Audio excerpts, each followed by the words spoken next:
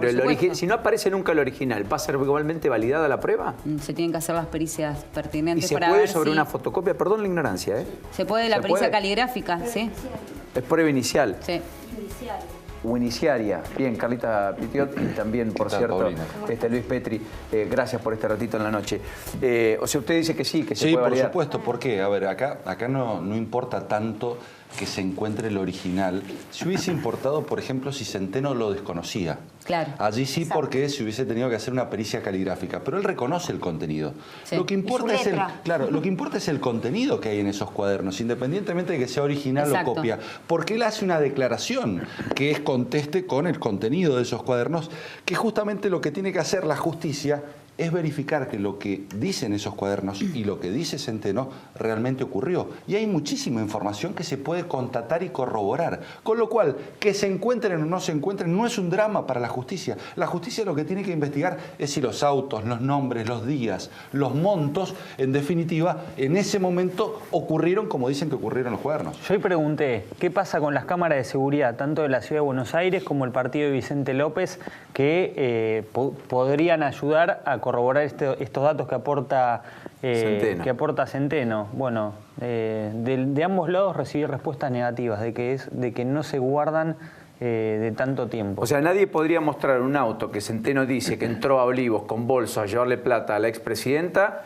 ni nadie podría mostrar bolsos entregados a Daniel Muñoz, que tenía la llave del departamento de Cristina en la calle Juncal, pero que él dice en estos cuadernos Gloria que efectivamente eran llevados por el propio Barata.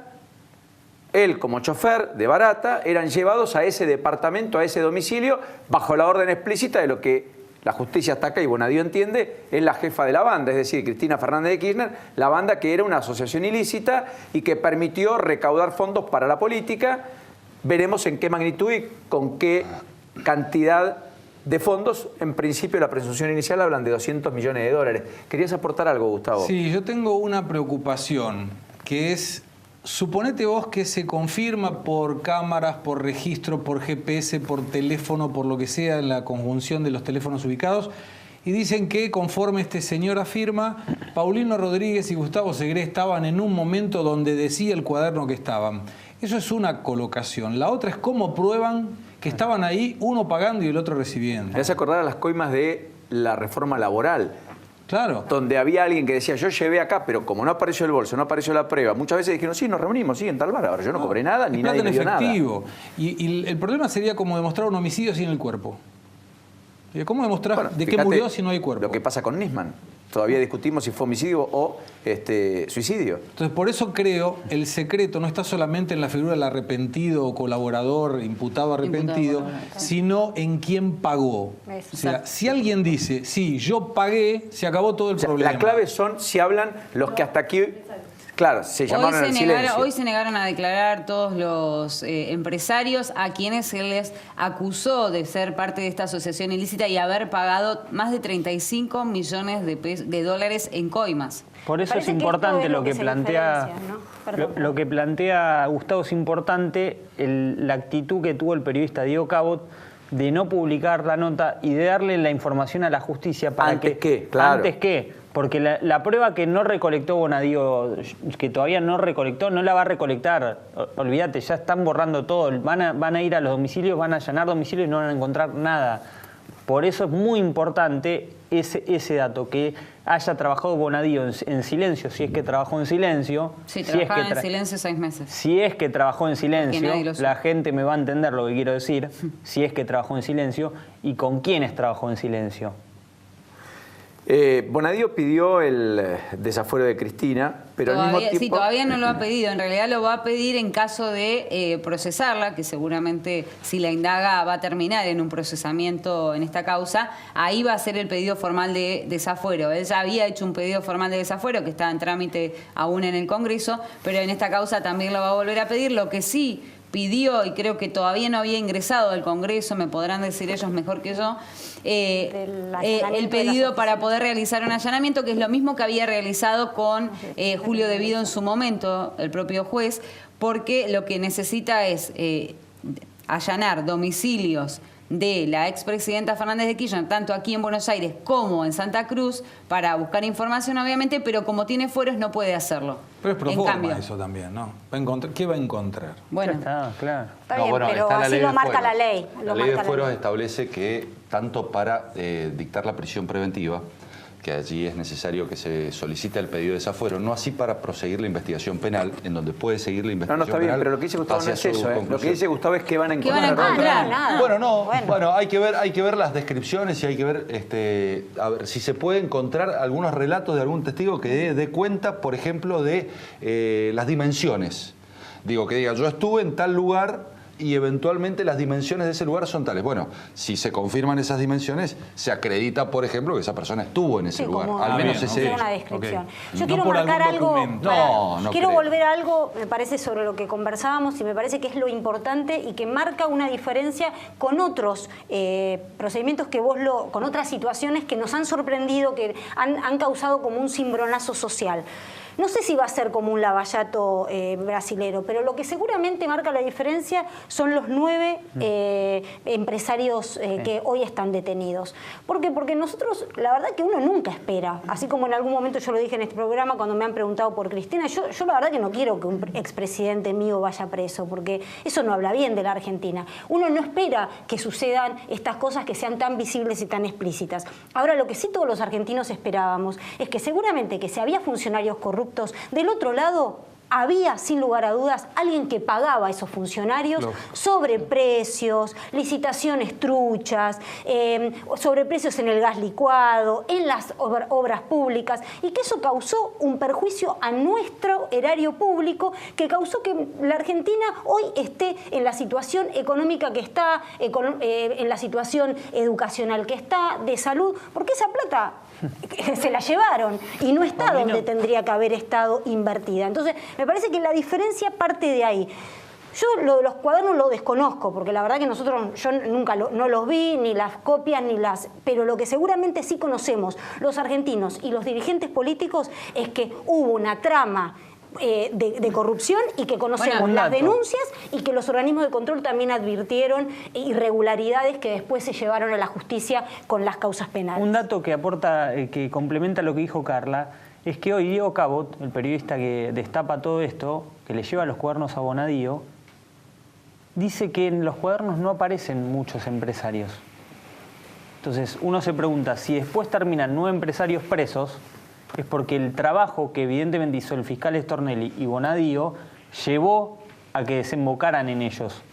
Vos no detenés a alguien porque aparece mencionado en un cuaderno, con lo cual el trabajo subterráneo que deben haber hecho lo llevó a eso. Si no, va a estar muy flojo de papeles para sostenerlo. Bueno, en el caso de Ollarvide, por ejemplo, la acusación es que él vendía a estos funcionarios resoluciones favorables. ¿Qué hacían? Se encontraban en restaurantes o, de hecho, el chofer en sus cuadernos consigna las distintas reuniones o los distintos momentos en que le llevaban supuestamente dinero a Ollarvide a su propio domicilio, o que se encontraban en Puerto Madero o en algún otro restaurante, a cambio de que le dieran resoluciones favorables para los funcionarios del kirchnerismo. Esto también está mencionado en los cuadernos y esto es la acusación que va a tener el propio juez Ollarvide cuando sea citado de indagatoria, digamos, cuando vaya a su indagatoria. Ahora, lo que estás marcando entonces es que Ollarvide va a ser, o está citado de indagatoria en la presunción de que cobró para hacer la vista gorda o para lisa y llanamente sacar de procesos judiciales a personas que estaban involucradas. Sí. Y guarda ahí con los jueces, porque Ollarvide, cuando se enteró al aire de que estaba siendo llamado a indagatoria, mandó un mensaje por elevación, le dijo a Bonadío, espero que, como hemos sido colegas, me reciba. Eso es claramente un mensaje de, guarda que no estamos solos, no estoy solo en todo caso. Bonadío, que recuerden, atento, es un juez que en su momento Corrache lo planteó como un juez de la servilleta, un juez amigo del poder, que viene con una tradición fuerte dentro del peronismo y que efectivamente militó en el grupo Forja en algún momento. O sea, tiene una militancia más peronista, no es antiperonista si se quiere. Es el fiscal Dilelo, es un fiscal que se jacta de ser el fiscal peronista. Luego, eso no podría invalidar en ningún caso la acción. Claro. Lo que hay que juzgar es la acción. Pero digo, estamos hablando descriptivamente de quién es el que está llevando adelante justamente todas estas investigaciones. Hoy habló el presidente Macri y por primera vez creo que él sintió que le podían dilgar algo a los empresarios que tanto le reclaman y cuestionan a él, ¿o no? Sí, en público no se refirió al tema. Nosotros comentamos, reconstruimos la reunión de coordinación que tuvo el presidente y ahí se refirió de alguna manera, hizo alusión al tema Calcaterra, esto que habíamos planteado. Bueno, si IEXA tiene alguna responsabilidad, el CEO de IEXA tiene una responsabilidad, evidentemente el primo del presidente tiene también alguna otra responsabilidad. Esto en el gobierno lo admiten. Si finalmente Javier Sánchez Caballero termina siendo responsable, es imposible que Ángelo Calcaterra no estuviera al tanto. Bueno, el presidente dijo, este escándalo va a salpicar a muchos empresarios y es lógico que así sea.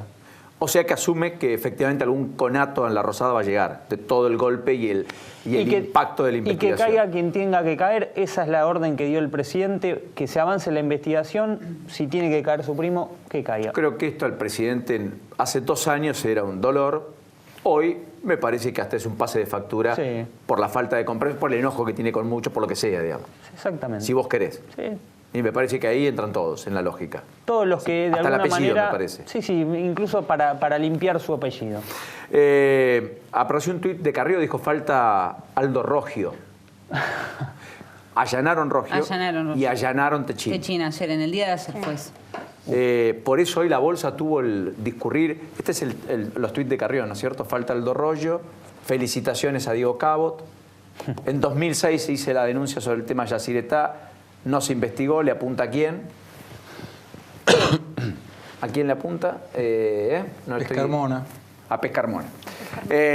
Bueno, hablando de eso, todavía hay prófugos en la causa. Francisco Valente de Industrias Pescarmona lo están buscando en Mendoza, no se entregó, está prófugo hoy. ¿Es el que está esquiando? No, ese es ese es el otro, Goicoechea. Ese es Juan Goicoechea. El ex Isolux. El ex Isolux, que se entrega mañana. Dijo, esperen que termine de esquiar y dijo voy. que volvía después de esquiar. Oscar Tomás, el que estaba al frente del ente binacional Yacyretá. Fabián García Ramón, el ex director de promoción de energías renovables y eficiencia energética. Que ese último pidió la exhibición de prisión, que obviamente se la rechazaron, porque quería, digamos, no quedar detenido si se presentaba en la justicia, pero le rechazaron la exhibición de prisión. ¿Y se entregó a esta hora? No, todavía no. Por ahora es prófugo. Sí, se entregó Wagner, el que fuera presidente de la Cámara Argentina de la Construcción, titular de SUCO, hoy temprano, quedó detenido. Y pidió la excarcelación también. Se la negaron. Todavía no. Y de momento no se sabe, pero seguramente se la van a negar. Dicen que está ansioso por salir bajo fianza. Me parece que si ahí pisa el acelerador Bonadío, me parece que lo que decía Carla puede llegar a decir a quién les pagó durante todos estos años. El Lavallato fue gracias a los empresarios. Sin ninguna duda. El punto es, como Carla dice, cuando empezaron a apuntarle a los empresarios, ahí se acabó todo. Pero vos fíjate que hay unas diferencias sutiles.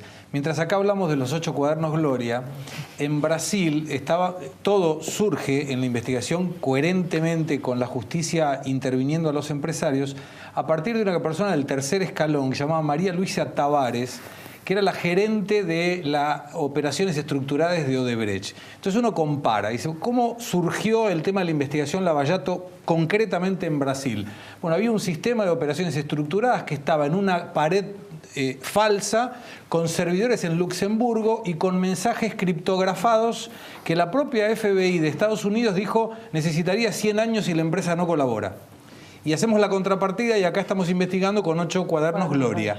Entonces es un poco complicado de hacer una relación, no obstante que a partir del momento que se busca la situación de los empresarios, y en este caso María Luisa Tavares, que era una empleada que no ganó nada por llevar esta contabilidad paralela, dijo yo no tengo nada que ver, yo cobraba sueldo, no me enriquecí, con lo cual levanto la mano y quiero participar. Pero la gran diferencia, Paulino, es que allá hay una ley de arrepentidos que sirve para que la gente se arrepienta. Y acá no. Acá no.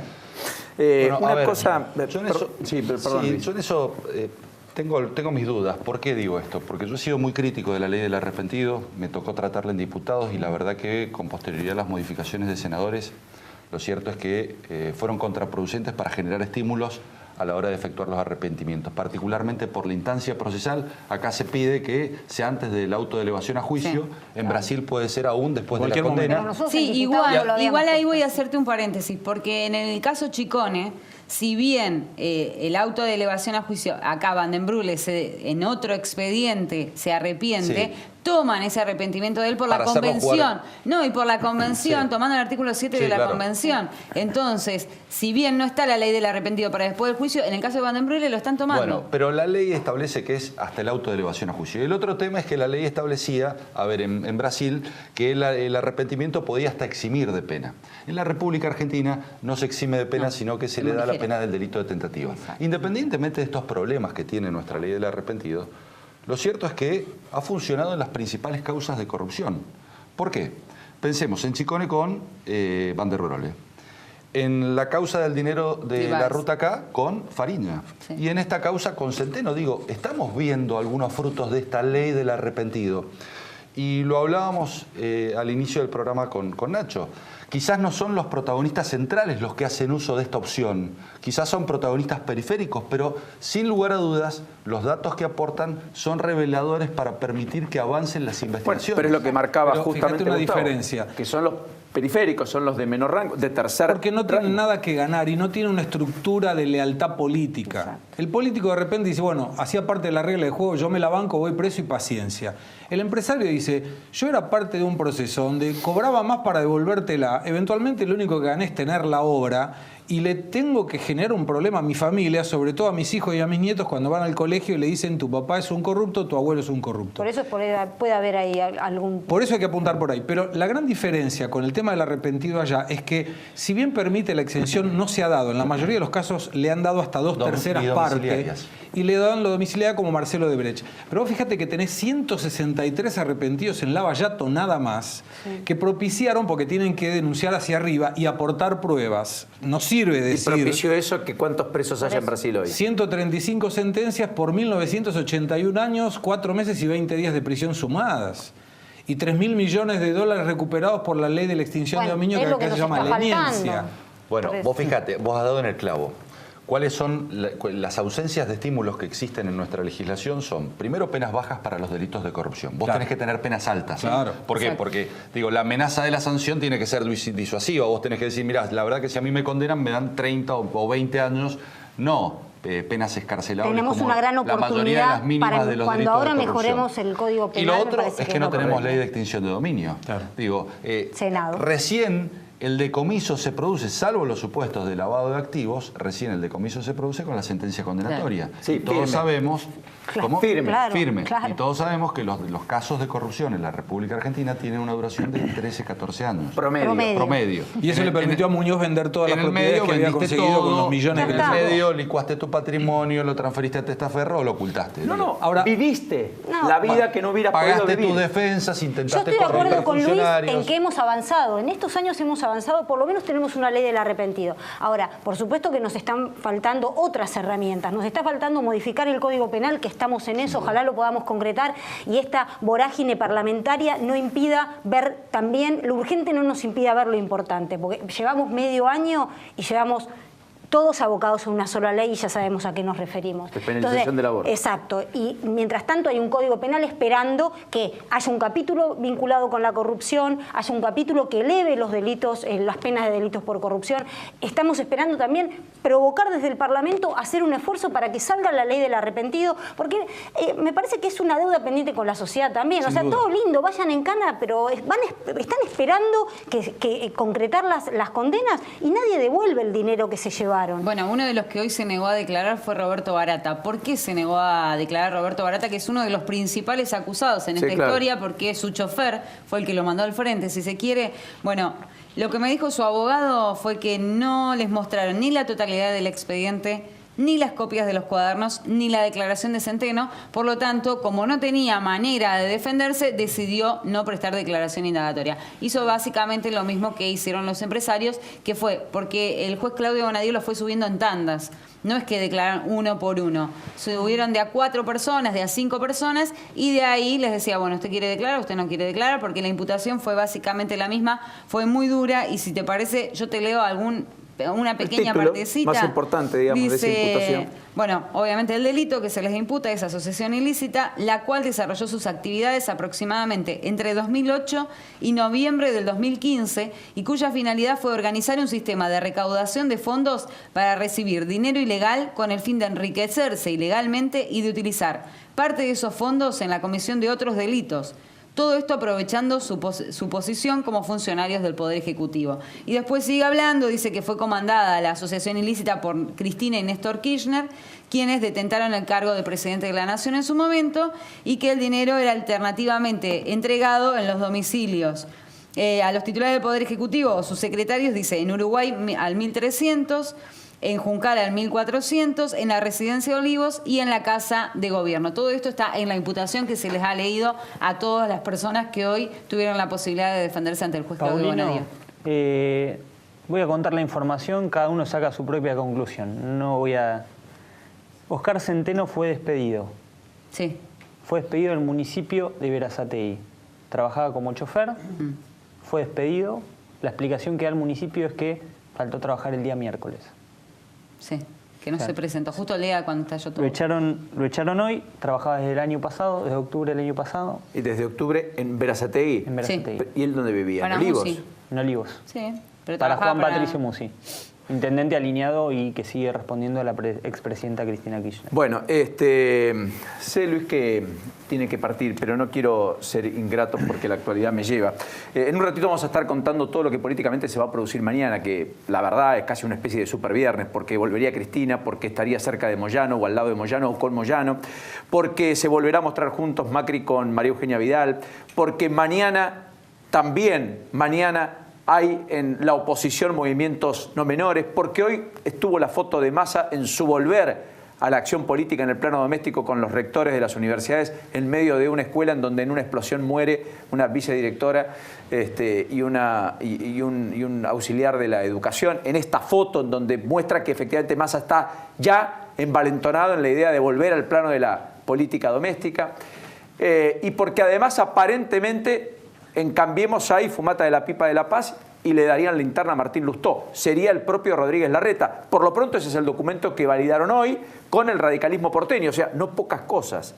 Además del encuentro del peronismo federal con UNIAC como anfitrión efectivamente en la provincia de San Juan. Y por supuesto la confirmación judicial de que vuelve Gioja al PJ. Sí, tengo un último momento que acaban de sacar judicialmente.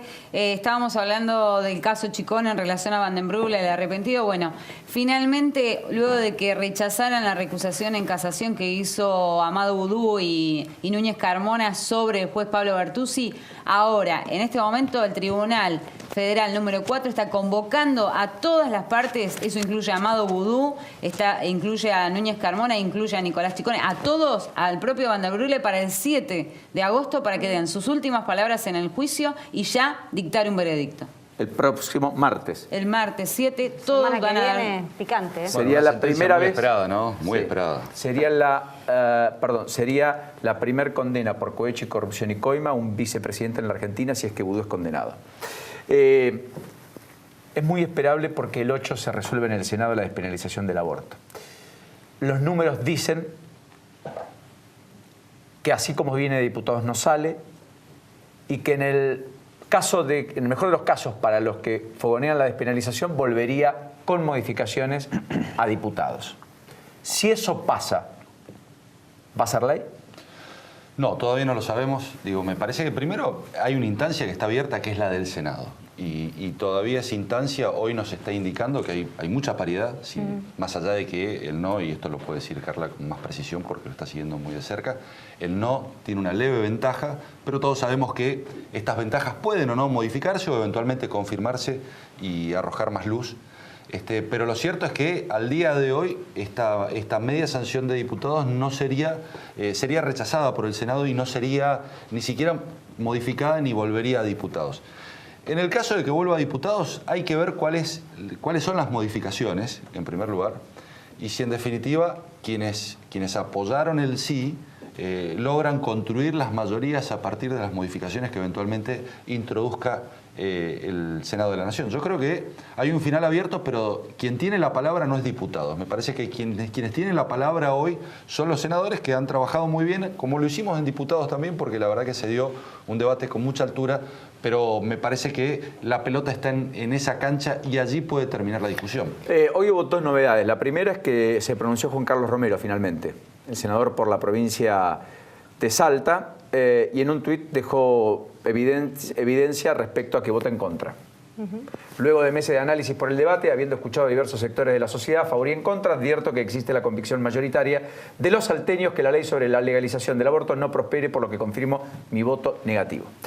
Pero también se validó anoche, en la provincia de Tucumán, la primer provincia, Provida, así la llaman, fue una votación que se llevó adelante en la legislatura. Me gustaría ver el facsímil a propósito de lo que ha pasado en la provincia de Tucumán. ¿Por qué? Además, esto es importante, la Honorable Legislatura de Tucumán sanciona con fuerza de ley, declárese a la provincia de Tucumán como provincia provida, considerando como política de Estado la defensa de la vida desde el momento de la concepción en el vientre materno hasta su muerte natural. ¿Por qué es relevante esto? Porque de los 3 senadores que hasta aquí no habían expresado su opinión, Romero, que acaba de decir que no, Perotti, que confirmó que va por un proyecto alternativo para despenalizar a la mujer, pero con sustanciales modificaciones respecto al apetito del colectivo que busca la legalización del aborto. El tercero, que está por ahora sin definirse, es José Alperovich, el ex gobernador de Tucumán, de la provincia de Tucumán. Sí, un detalle comentando lo que decía Luis. Me parece que por supuesto uno tiene que dejar al Senado, así como nosotros tuvimos un debate muy amplio, muy extenso en la Cámara de Diputados, ahora la verdad es que el Senado ha tenido también un debate y exposiciones que la verdad que nosotros desde diputados hemos acompañado con una expectativa, pero sin involucrarnos, porque nuestro deber ya fue cumplido, nosotros ya trabajamos por cada uno por sus convicciones y por lo que creía, y se pasó al Senado la media sanción. Ahora, creo que sí ha quedado cristalizado en lo que está sucediendo hoy en el Senado respecto de que no han podido ni siquiera lograr un dictamen de mayoría respecto de un dictamen con modificaciones, en que no se trata de una despenalización como la media sanción se envió de la Cámara de Diputados al Senado. Es una legalización lisa y llana y restricta del aborto. Entonces esto es lo que provocó, para mí, esta es mi opinión personal, tantas opiniones disímiles, hasta los mismos que opinaban, algunos senadores que opinaban que estarían a favor de una despenalización y a favor de una modificación del Código Penal en la ampliación de las causales de exhibición de pena o exhibición de prisión, no se animaron ni siquiera a votar el proyecto que salió de la Cámara de Diputados, porque el proyecto es malo. Ese es el te tema. cuento mi opinión, que ya la he compartido. Yo estoy en contra de la legalización, pero estoy a favor de la despenalización. Yo creo que cuando termine esta discusión, si termina en el Senado, eventualmente en diputados, y en un eventual rechazo, rápidamente lo que tenemos que hacer es no criminalizar a la mujer y es adecuar el Código Penal, que vamos a tener la oportunidad de discutirlo, a lo que dijo la Corte Suprema en el fallo FAL. Digo, a garantizar los abortos no punibles en los supuestos de violación, en los supuestos de que corra riesgo la vida de la mujer o la salud de la mujer, en esos casos que sea plenamente garantizado el acceso a un aborto seguro. Ahora, que es lo que debería ocurrir hoy, pero no sucede muchas veces, por la mora judicial. Pero no ocurre. Entonces, dar plenas garantías en nuestra legislación para no criminalizar a la mujer y a su vez para que todas las causales que la Suprema Corte de Justicia clarificó a partir de ese fallo estén receptadas en nuestra legislación. Les agradezco enormemente a los dos. Gracias. Gracias a vos. Gracias, hasta la próxima. Gracias. En ambos casos. Además, libero a Luis, que tenía un compromiso explícito de hacerlo 9:30.